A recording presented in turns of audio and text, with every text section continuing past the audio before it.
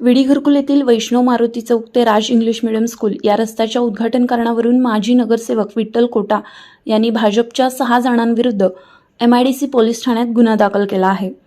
याबाबत अधिक माहिती अशी की 9 मार्च रोजी विडी घरकुल येथील वैष्णव मारुती चौक येथे धूळमुक्त योजनेतून रस्ता शुभारंभाचा कार्यक्रम आयोजित करण्यात आला होता।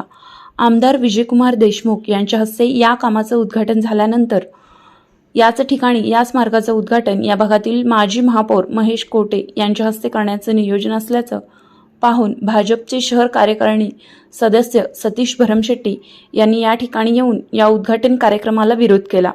यावेळी झालेल्या वादावादीत सतीश भरमशेट्टी आणि विठ्ठल कोटा यांच्यात वाद झाला। नंतर हे प्रकरण MIDC पोलीस ठाण्यापर्यंत गेले। तेथे गेल्यानंतर सतीश भरमशेट्टी यांनी माजी महापौर महेश कोटे, प्रथमेश कोटे, विठ्ठल कोटा, साबीर कुर्लेजावळे सर यांच्या विरोधात गुन्हा दाखल केला। तर काल माजी नगरसेवक तथा माजी महापौर महेश कोटे यांचे कट्टर समर्थक विठ्ठल आशप्पा कोटा यांनी भाजपाच्या 6 जणांविरुद्ध मारहाण, दमदाटी दिल्याचं फिर्याद MIDC पोलीस ठाण्यात दाखल केली आहे।